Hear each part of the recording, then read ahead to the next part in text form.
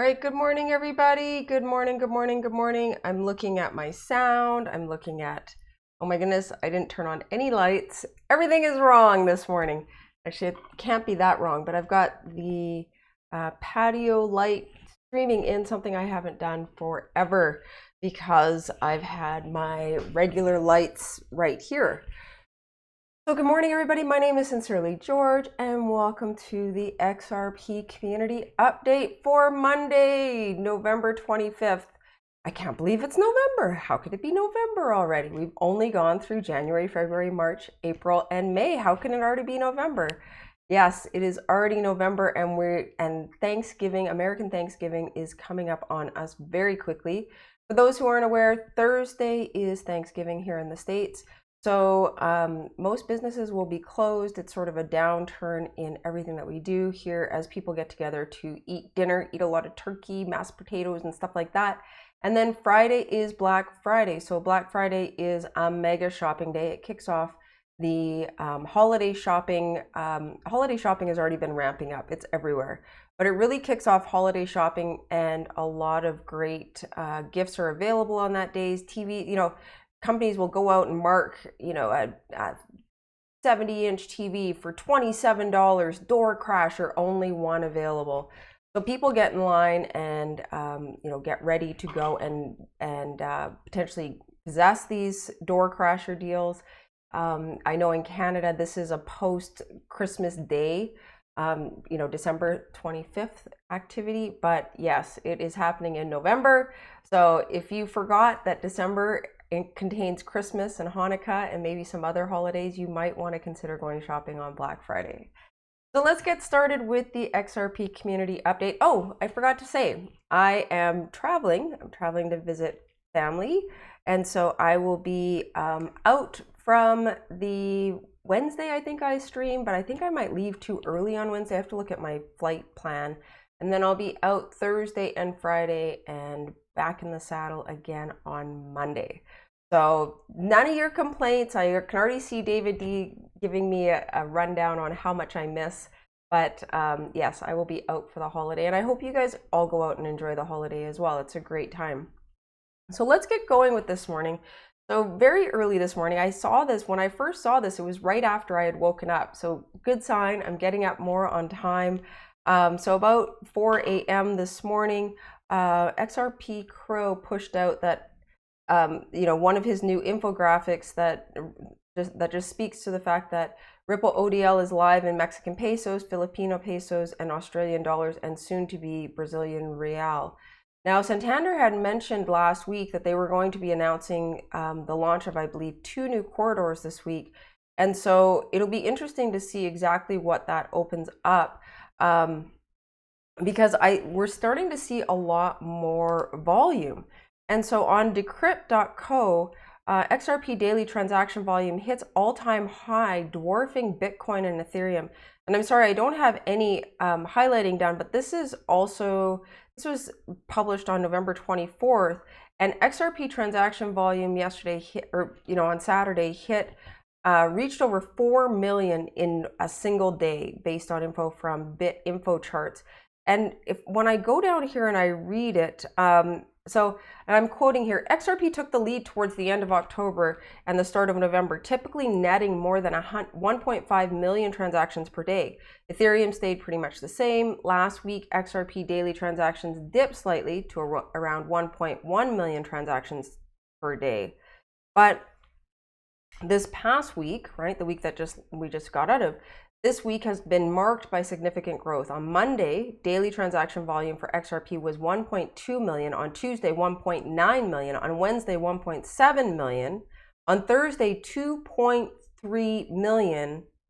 And on Friday, 3.35 million, right? So 3 1/3 million. And yesterday being Saturday that they're talking about here, slightly more than 4 million. Meanwhile, daily transaction volume for Ethereum, Litecoin, and Bitcoin have remained relatively stable, and they don't have a reason as to why we have this increase in transaction volume, but they speak to the fact that this might be due to the XRP partnership with MoneyGram. And, you know, I think Santander also opening up additional corridors and turning those live. But, you know, as you may be aware, and I know Jungle Inc. has been doing a good job of keeping us aware of this, there are IOUs being created on the XRP ledger, and in bulk, somebody is investing a considerable amount of money to create IOU transactions on the XRP ledger, and they're just IOUs. Nothing actually ends up being transferred from what I understand. So is all of the transaction volume really from moving XRP across the ledger, or is there some other type of transaction being sent or spoofing or attempts to test the load balancing of the XRP ledger? I like to believe because I always want good news. I like to believe that it's because of MoneyGram and them, you know, really ramping up, that the liquidity that they asked for, or the additional XRP that they had asked the Ripple team to sort of make available, because they have the liquidity in regards to, you know, the liquidity in cash. They have the ability to move, but they were asking Ripple to really speed up and you know, because they were feeling hamstrung. So hopefully that's happened, and that's why we're seeing such an increase in volume. I hope it continues. So, so I see Ferdy here. Sincerely, George, please no, it is not the transactions we should look for. It is the BTC IOUs, not Santander. Don't use XRP. Okay. All right. All right. Great. Awesome, Ferdy. Continue to lay that out, because from what I understand is that Santander was ramping up 2 additional corridors yesterday. And so I'll have to look into whether or not it's XRP or not, because I thought they were using XRP. I thought they were one of the companies that's actually using XRP under the hood. So while you say that in the comments, I have to do more research. So good point. Thank you for pointing that out. And the Bitcoin IOUs, that's great. I agree with you on that point. Nonetheless, 4 million transactions of them, I don't think that that level of volume would amount to much. And, you know, the reason I point to that is because when we were talking about, you know, hundreds of thousands of them being created, and there's many people in our community watching them, you know, we were talking about how much money would need to be invested to create all those Bitcoin IOUs, because every transaction posted to the XRP ledger requires the transaction fee to be written, right? And so for the amount of back and forth that was going on, I believe the estimation was almost $7,000 USD for what we had at that point. And as I just spoke about with this article, they've, you know, we've really increased the amount of transactions. And so in the last week alone, based on, and I'm just using fuzzy numbers here, but to go from 1.1 million to 4 million transactions, and that doesn't include what we were talking about, because I think the stats that I'm talking about are about 2 weeks old, right? So to go from there to 4 million transactions, I really question how much money would have had to have been spent for that, because we're probably talking about $30,000 if it's all Bitcoin transactions. And if it's all Bitcoin transactions, it's really questionable as to why would somebody invest that much money. So a little bit more research required, but again, there's speculation here. What is it about? I'm hopeful. I'm very hopeful that it is MoneyGram. And as I alluded to earlier, Santander has said that they will be releasing information about 2 more corridors today. So thank you for bringing that up. Thank you, thank you, thank you. So moving on, I wanted to draw your attention to a new crypto smartphone that has been released. It's actually going to be unveiled at the MWC in Barcelona this week. It's actually for Electroneum, which it's like, whatever. And it's about mining, right? It's not, it doesn't tie into distributed ledger technology, but I think this is key, because the fact that we have phone creators getting involved, you know, starting with Samsung, this new Electroneum phone, and then there's another one that is mentioned that was mentioned when I was reading through this. I don't think it's mentioned in this article. It's mentioned in an article where I was reading more about the specs of the phone and what it would be able to do. So Electroneum has created a new phone that allows their users to mine, and you know, based on speculation and numbers put out by the company, they are alluding to the fact that you would be able to pay off your phone in the standard 24 months that you would lease your phone by mining, right? Now, the phone has been released in developing countries. It's not currently available in the US, but they're trying to be comparable. They want this phone brand new to be comparable to a refurbished phone that would be distributed in the same market. So the phone markets for about $80, and it really focuses on making it easy to use and start it up, get it running. There's a lot of points that I can point at why this is not good, why this is good, yada yada yada. I can play both sides, but I think it's really interesting because this shows evolution in people's willingness to get on the bandwagon, large companies with large amounts of money to get on the bandwagon and start to work within the blockchain/DLT space. So UK-based Electronium is a cryptocurrency startup that likes to be first. It was first on the scene with the mobile mining app and enables users to mine its cryptocurrency, ETN, in their smartphone. It was the first crypto company to join Mobile Operator Association, the GSMA. And the GSMA is where you go to get your phone certified. Once your phone is certified, then carriers are able to then start selling, are more likely to start selling it because they know that it meets all the minimum requirements that are required for different regions around the globe, and also that it has quality standards and hopefully won't explode in your hand, right? All those big things like that. So as I was saying, so they were the first company to join the Mobile Operators Association, the GSMA, and the first to implement KYC, Know Your Customer, and AML, anti-money laundering compliance, according to Electronium. However, it's not the first company to launch a crypto-enabled mobile phone. The startup smartphone costs about $80. Though new and fully functioning, it has the same minimal features one would expect to find in a reconditioned handset for that price, as I was just mentioning before.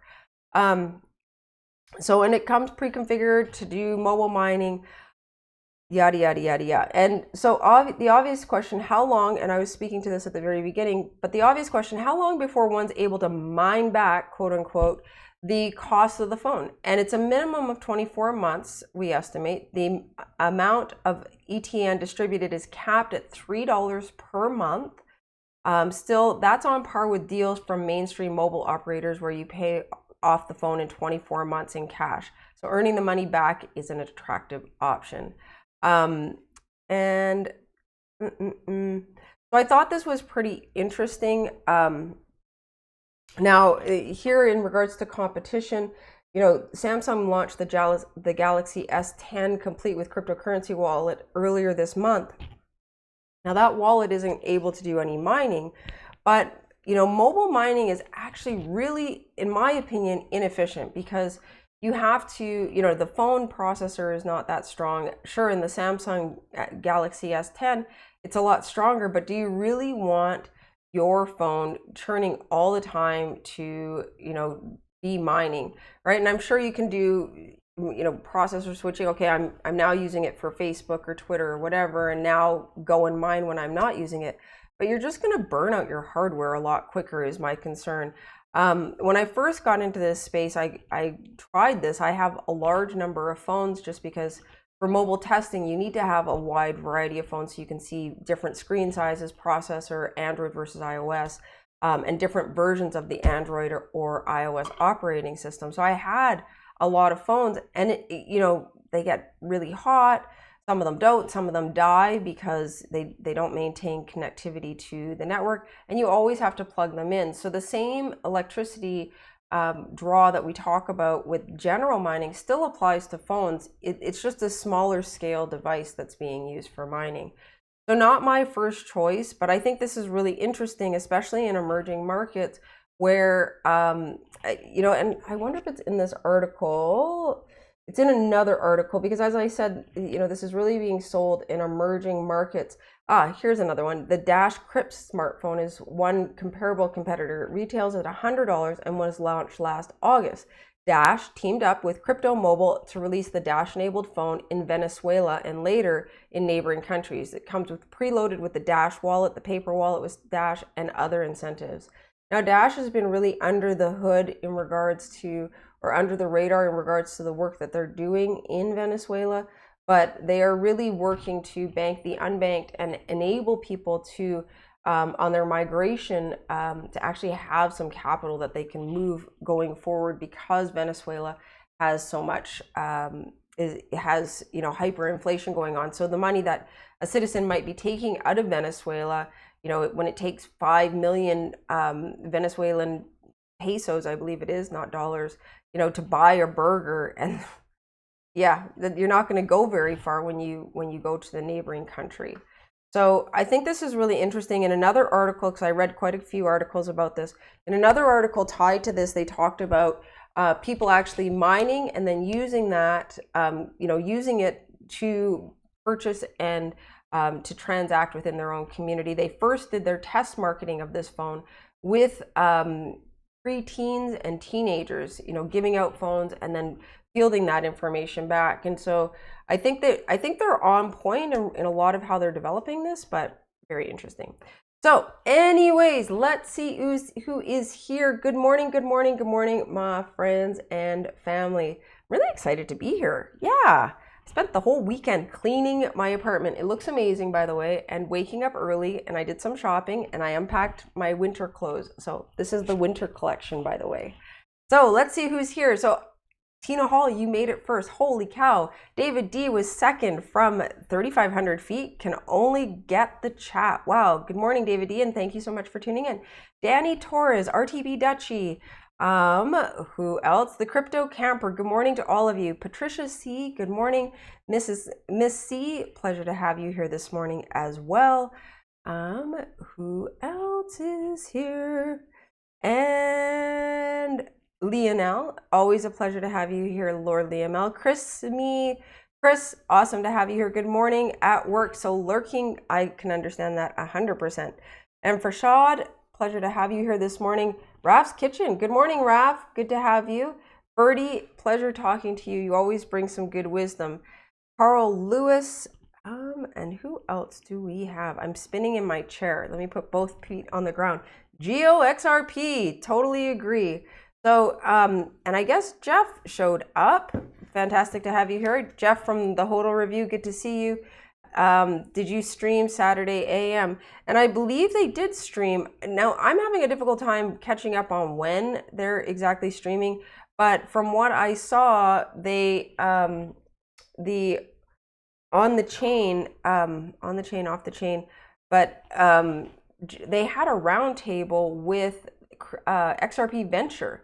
And last week they had a roundtable with Lionel from, you know, Lionel, our Lord Lionel.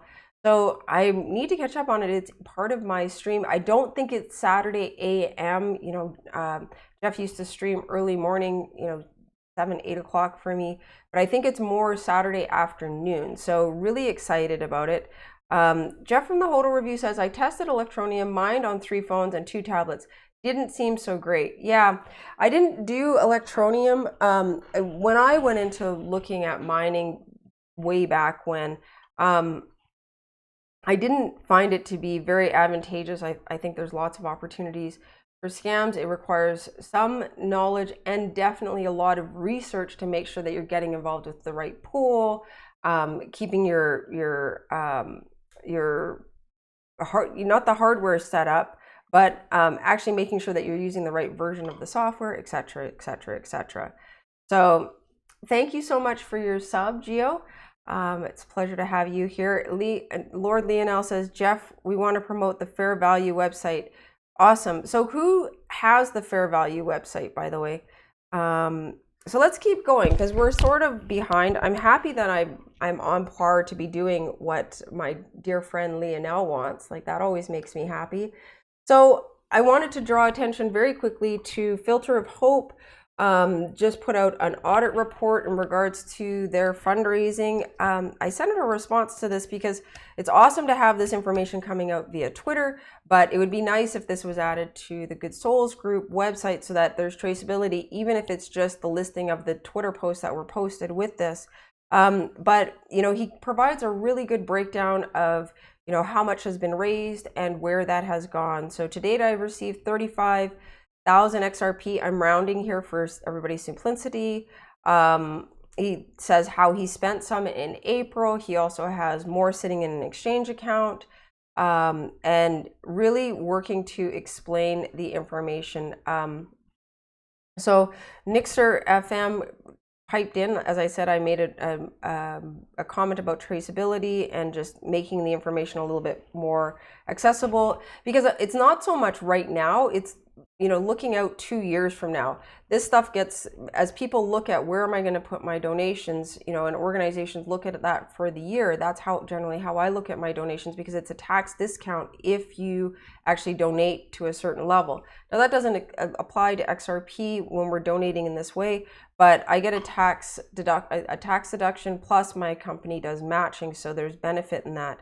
My idea was that each charity could have their own subdomain, but it's just an idea. Such info could be shown on the details page to each charity. So let's heart that and say, that's a great idea. That's a great idea. I wonder if Nixer's here. It's a great idea. Part of the challenge is, you know, did it actually go to the charity? How do you know that it went to the charity? All of that stuff. That's one of the great things about dealing with all of this stuff on Twitter, and made my job a lot easier when we were working with the XRP Community Fund, because you know it's going on Twitter and then they're doing their reporting behind the scenes. And the same is true for Filters of Hope. It is, I believe, a licensed nonprofit, a 501c, and so you can go and do traceability there. Also want to draw your attention to the company of dogs. If you have a dog and you sent a picture of your dog in to be included on this great picture, double check and make sure that your puppy is out there. A lot of dogs were missed and they are so adorable. These dogs are so adorable. Why do I have to work with humans? I just want to work with dogs. Like, look at that cutie pie. Look at him, right? He has a stubby there. Yeah, oh, good. Awesome. It's always awesome when I try to go back and it ends up, oh, did I send that? Okay, who knows what's going on this morning? Where'd I lose my puppies to? Yes, so lots of really cute puppies out here. Like, look at that little one. Oh, goodness. So if you sent your pictures in, I don't understand why that's happening. Anyways, if you sent your pictures in to Company of Dogs, follow the link that I just shared, because at this point, there is, how is that working exactly? That's really interesting. Awesome, awesome, awesome. So double check, because if your dog is supposed to be on the picture, they just want to make sure that they include everybody that tried to be involved. So I wanted to bring attention to Lord Lionel's tweet. I'm over by 15 minutes, standard 15 minutes. It's Monday. But I want to bring attention to Lord Lionel's tweet. XRP Community, crypto fair value price XRP is at 87 cents. Now, this was published on November 24th and is currently shown as fair value, i.e. it's way undervalued. Total and buy BTC fair value. BTC's fair value is 5,953 currently, overvalued. So I went out to coin fair value. I haven't had an opportunity to really dig into some of this stuff until this morning, 4 a.m. and coffee. Yes, but this is a really interesting website. I like it. One of my challenges here, and Lionel, you were mentioning, don't go there. No. One of my challenge, I'm here already, so let me talk about the challenges that I have. One of my challenges with this chart is that USD, there's zero level of uncertainty on whether or not this is value. Same thing with Euro, zero uncertainty. Bitcoin, we're already up to 8%, all right? Now, people get pregnant off of condoms and they're 99.9% approved, right? So that means within the 1%, there is a chance that you can get pregnant. And I was talking to a doctor and it was like, 1 in 6 times, like the odds in a 99.9% certainty are still pretty bad. So when we get down to this, it's valued at 94 cents. There's an uncertainty of almost 50%. So I would be interested in understanding what this ties off of. What does the star mean, right? Like there's star here. Chainlink is valued at like almost $7 and it has an 80% uncertainty rate. That means it's wrong. That's pretty much wrong, right? Like this is a big speculation site. So I don't know why people were telling me to stay off of this site, but these levels of uncertainty, like this column right here, I don't care what they say as the fair value. It's this uncertainty column that really concerns me, because all of this uncertainty just speaks to speculation, right? I can tell you, you know, XRP's fair market value is $10. You know, there's a 80% chance that I could be wrong, right? So that's what I wanted to say about this. It's awesome to hear phrases like, you know, XRP is worth 90 cents, but when with the uncertainty level and without any data to back this up, like, is there data? I didn't go and look at this because, right?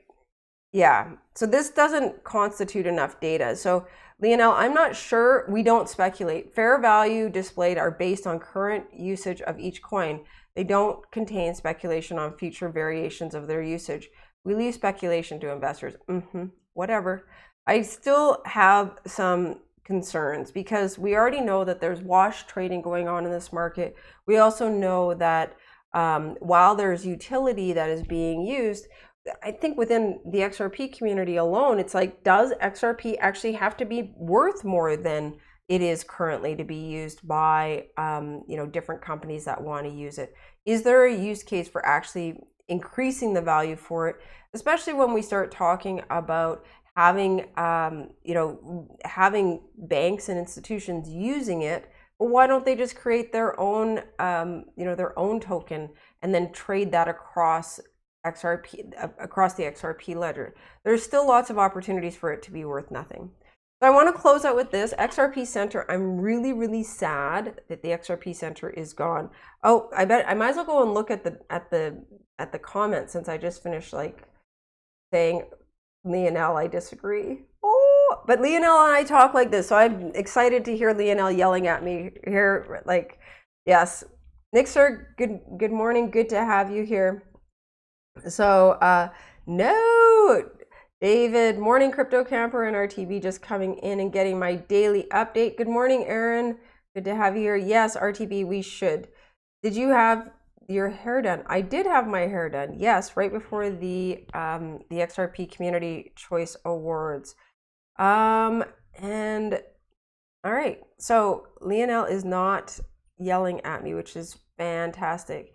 So Nixer, I was just making some comments in regards to the transparency, and I think that's a great idea. Like, anything that we can do to just show that the money that's being raised is being used for what we want. And I think that what Buckwar put out is definitely a great starting point, or you know, constitutes what should be used, and it should be easier to maintain that going forward.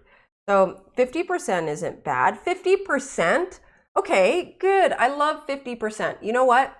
50% chance that you're not going to, that the bullet, like the chamber, like there's only two chambers, flip a coin, you know, flip a coin, it's one or the other. 50% is bad, I want better averages than that, Lionel. Backed by Fidelity, awesome. So Lionel's fair value is tanking. Potato. I love opinions. As well. Lionel, we have fair value scale for YouTube subs. Would have more subs than DIA. Just saying. I appreciate you. I really appreciate you. It's an invalid indicator, rubbish RTV. So definitely lots of contention around this fair, let me make sure I get the name right, fair coin fair value. So definitely make sure you're going out and doing your research. Don't take something that somebody says on Twitter as like the truth, because if you don't look at all of the columns, you might not realize that there's a problem. So XRP Center, one of my favorite places to go and stalk for news on Twitter, has been suspended. But look at this. Here's this cruddy photocopy, which is copying every single detail about them. I spoke about this a little bit last week. And so when you see these, you should actually, you know, block them. You should report them and block them. So I thought I would show you how to do it.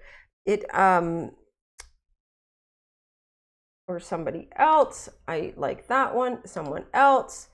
So blank if not applicable. So XRP Center, right? At XRP Center.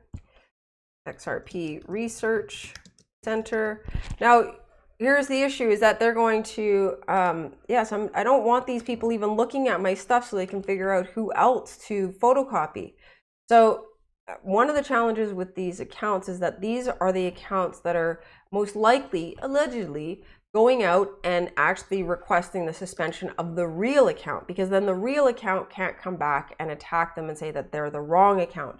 This account being the only one that when you search for it and you search for XRP Research Center, they're actually tagging the XRP Research Center, thus coming up in the search results and showing up as being the correct tweet, the correct Twitter account.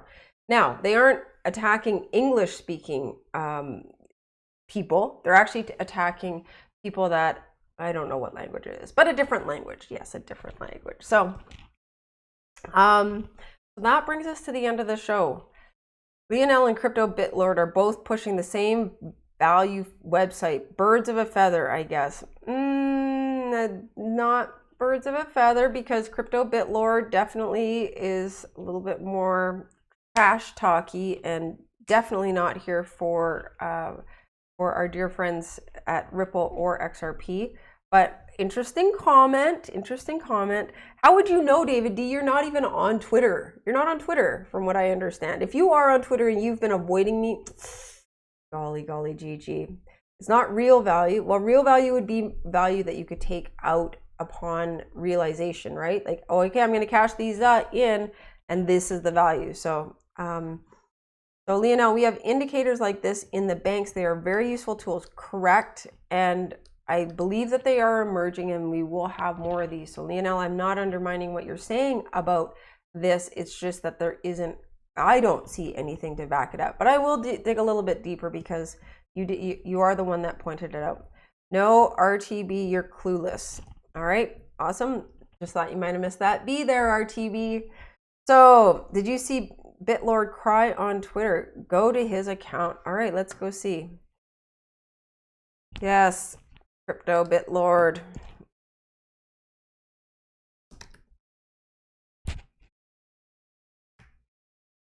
All right. Bitlord's sad. Oh gosh, he changed his name. I'm just right now, I can't numb the pain with the money. So it's just right now, I can't numb the pain with the money. So this will have to do for now. Only temporary. I'll be good come Friday. I'm back on drugs. I'm back on the drugs. I saw this early this morning and I'm like, you're back on the drugs of being part of the market, I think is what he was alluding to. Oh, is this him crying? Yeah. Oh, well, nothing. No, this is 10 hours ago, so it can't be. Yeah. Whatever. This guy is a trip. This is the guy that that created the petition to fork XRP. Made me really upset. I don't care what color your eyes are, or if you lay down and you have a plaid shirt on, blah. I don't give two blah. No, not my friend. Getting off of there. All right. So, you guys, I am done. So, Geo says inaccurate way of collecting proper value data. And I think he is talking about the coin fair value website. Yeah, I'd like to see what is behind it. There is, it's not coin tracking. I'm trying to think of it. There's a site that I love. I will try and find it because I think they actually have coin info. I don't know. I might have it on my phone. I know I have it somewhere. I've been deleting apps. I'm trying to do a reset of my phone. So Chris says, sincerely, George, you're looking fantastically amazing today. It's the light. It's the light. I know. It's the halo effect. Thank you very much, Chris. I appreciate it. Just saying, I'm not a stalker. I appreciate that. I appreciate that a lot. You want fries with that? All right.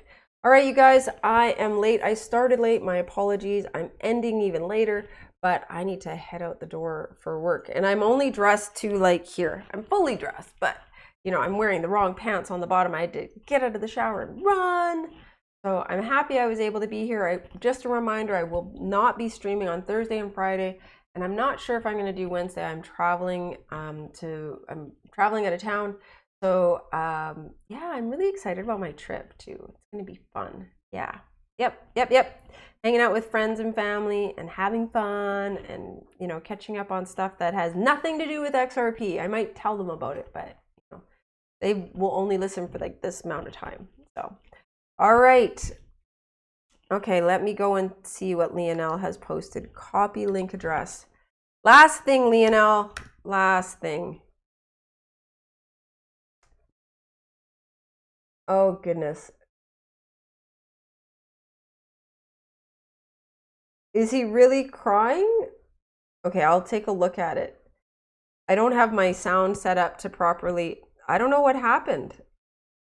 Oh, goodness. You know, if he's really crying, you guys shouldn't be laughing at him, especially if he's hitting himself in the head. You should tell him to get a helmet. That's what you should be doing, is trying to help him. You should be showing support. All right. Yes, never mind. Anyways, lots of love, and I will talk to you guys all very soon. Have a great one. And yes, I will look into this more, Lionel. I'll talk to you later. Have a good one.